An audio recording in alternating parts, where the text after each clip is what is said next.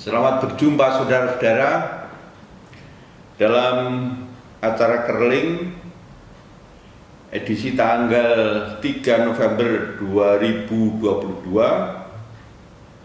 Pada saat ini kita akan menggumuli tema yaitu kapal. Saudara-saudara, menurut Wikipedia, kapal adalah alat angkut untuk mengangkut barang dan penumpang yang kita pergunakan di laut dan di sungai. Saya dan keluarga saya tinggal di Jakarta Utara sejak 27 tahun yang lalu. Hal ini berkaitan dengan tugas pelayanan saya sebagai seorang pendeta pelaut sejak tahun 95 sampai dengan usia pensiun pada waktu saya usia 65 tahun, 2 tahun yang lalu. Ada satu hal yang menarik yang ingin saya bagikan kepada saudara-saudara, yakni saat ini apabila saya sedang keluar rumah, kemudian melihat ke kiri dan ke kanan, saya perhatikan banyak tulisan yang ditempel di rumah-rumah. Tulisan itu berbunyi dijual. Kemudian setelah berbulan-bulan kemudian saya perhatikan tulisan itu tidak dicopot. Bahkan ada yang bertahun-tahun. Saya merenung di dalam hati, mengapa rumah yang dijual ini tidak laku-laku? Ternyata saya menemukan jawabannya. Jawabannya ialah bahwa rumah-rumah yang dijual itu diberi harga sangat tinggi, sangat mahal. Kemudian saya merenung lagi, mengapa rumah-rumah di Jakarta Utara ini ditawarkan atau dijual dengan harga yang sangat mahal, lebih mahal daripada di tempat lain? Jawabannya akhirnya saya temukan. Jawabannya ialah karena di Jakarta Utara ini adalah lokasi yang dekat dengan pelabuhan. Dan pelabuhan itu adalah tempat mendarat kapal-kapal. Ada kapal niaga, ada kapal penumpang, ada kapal perang, dan kapal-kapal itu ternyata membawa barang-barang yang berharga dari luar negeri ke pelabuhan Tanjung Priok dan membawa barang-barang yang berharga dari pelabuhan Tanjung Priok ke luar negeri. Kita catat saja misalnya, dulu pada waktu sebelum saya pensiun, saya mencatat kalau saya datang ke pelabuhan pagi hari, saya melihat ada ribuan sapi. Informasi yang saya peroleh bahwa sapi-sapi itu didatangkan dari Australia. Ada bertonton tumpukan kayu. Kayu-kayu itu didatangkan dari Kalimantan.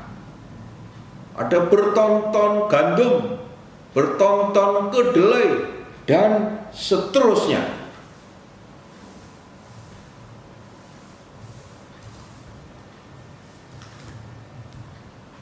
Dan kapal-kapal tersebut bisa berlayar membawa barang-barang yang saya sebutkan tadi, oleh karena ada orang yang mengoperasikan. Mereka itu adalah para pelaut. Ada yang berpangkat perwira, ada yang berpangkat kelasi, ada yang di tengah-tengah. Karena profesi orang yang memilih profesi pelaut itu ternyata profesi yang dinamis, Pernah suatu saat saya ketemu dengan seorang nahkoda, beliau sudah senior, orang Filipina. Beliau cerita bahwa dulu pada waktu muda beliau mulai karir dengan melakukan pekerjaan seorang kelasi. Tetapi oleh karena profesi pelaut adalah profesi yang dinamis, maka setiap kali tabungannya mencukupi, beliau kemudian mengambil kursus, dan sesudah itu beliau naik pangkat, begitu dan seterusnya, sampai akhirnya beliau menduduki pangkat yang tertinggi sebagai seorang nahkoda. Saudara-saudara, marilah kita merenung sejenak. Kita perhatikan barang-barang yang kita pakai setiap hari. Kita mulai saja pada waktu kita sedang membangun rumah. Ternyata komponen terbesar yang kita pakai untuk membangun rumah, yakni kayu, itu kita datangkan dari Kalimantan. Pada waktu saudara-saudara membeli mobil itu ada yang made in Japan tapi diproduksi di Thailand, ada yang buatan Amerika, ada yang buatan negara-negara Eropa. Kemudian barang-barang yang lain, makanan. Kalau kita makan tempe dibuat dari kedelai itu diimpor, didatangkan dari Amerika. Kalau saudara makan roti tawar, gandumnya didatangkan dari luar negeri. Siapa yang membawa? Yang membawa barang-barang itu dari luar negeri ke Indonesia, dan yang membawa barang-barang berharga dari Indonesia ke luar negeri adalah para pelaut.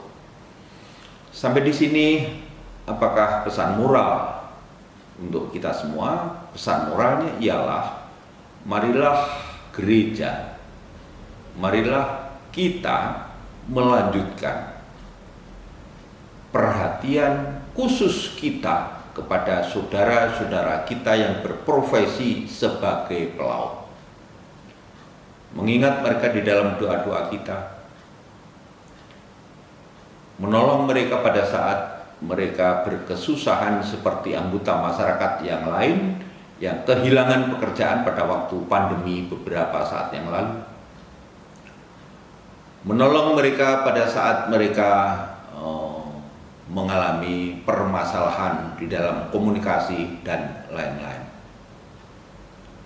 Patut dicontoh bahwa Gereja Kristen Jawa sudah mentahbiskan pendeta pelayanan pelaut yang pertama dalam diri pendeta Nats Pramesa.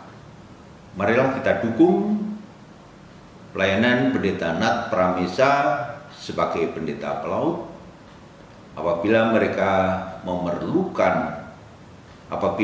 beliau memerlukan atau membutuhkan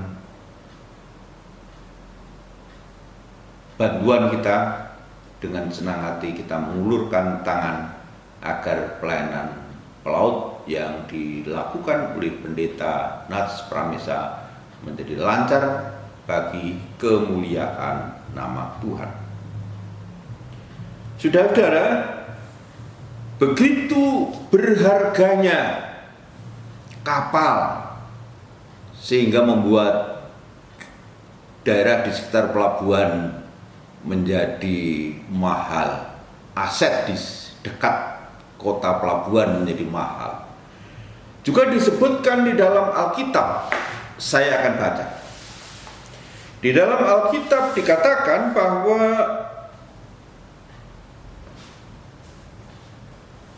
kapal itu lebih berharga daripada permata. Bukan main. Masuk akal, sebab kalau permata itu ada satu karung yang dibawa oleh sebuah kapal, tentu kapal itu menjadi berharga sekali. Nah, kita temukan di dalam kitab Amsal 31. Saya akan membacakan. Begini. Istri yang cakap, siapakah akan mendapatkannya? Ia lebih berharga daripada permata. Hati suaminya percaya kepadanya. Suaminya tidak akan berkekurangan keuntungan. Ia berbuat baik kepada suaminya dan tidak berbuat jahat sepanjang umurnya. Ia mencari bulu domba dan rami dan senang bekerja dengan tangannya. Ayat yang ke-14 saya baca pelan-pelan. Ia serupa kapal-kapal saudagar. Dari jauh ia mendatangkan makanannya. Begitu berharganya kapal, sehingga seorang istri yang cakap digambarkan serupa dengan kapal. Mengapa kapal begitu berharga? Karena kapal adalah alat angkut yang sangat produktif. Di dalam kitab Amsal, seorang istri yang cakap bukanlah seorang istri yang cantik wajahnya, melainkan seorang istri yang produktif. Seorang istri yang berbuat baik kepada suaminya, seorang istri yang mencari bulu domba dan rami dan senang bekerja dengan tangannya. Mencari bulu domba dan rami adalah tanggung jawab seorang istri pada zaman dahulu, karena seorang istri bertanggung jawab atas pakaian yang dipakai oleh suami dan anak-anaknya. Sedangkan suami bertanggung jawab untuk memenuhi kebutuhan makanan dengan bekerja di ladang dan berburu. Itu konteks pada zaman dahulu. Saya ulang, bahwa seorang istri yang cakep adalah seorang istri yang produktif, bukan seorang istri yang cantik wajahnya. Pesan moral bagi kita sekalian, sudahkah kita, saudara-saudara yang masih mempunyai seorang ibu yang tentu sudah sepuh, sudah kita sebagai anak-anak dari orang tua kita, khususnya anak dari ibu kita, memberikan penghormatan, penghargaan kepada ibu kita, terutama pada masa tua beliau. Yang terakhir, bagaimana dengan para suami? Adakah para suami juga memberikan penghargaan kepada istri-istri saudara sekalian dan istri saya? Istri yang cakep ialah istri yang produktif, berbuat baik bagi keluarganya, bagi kemuliaan nama Tuhan. Tuhan memberkati.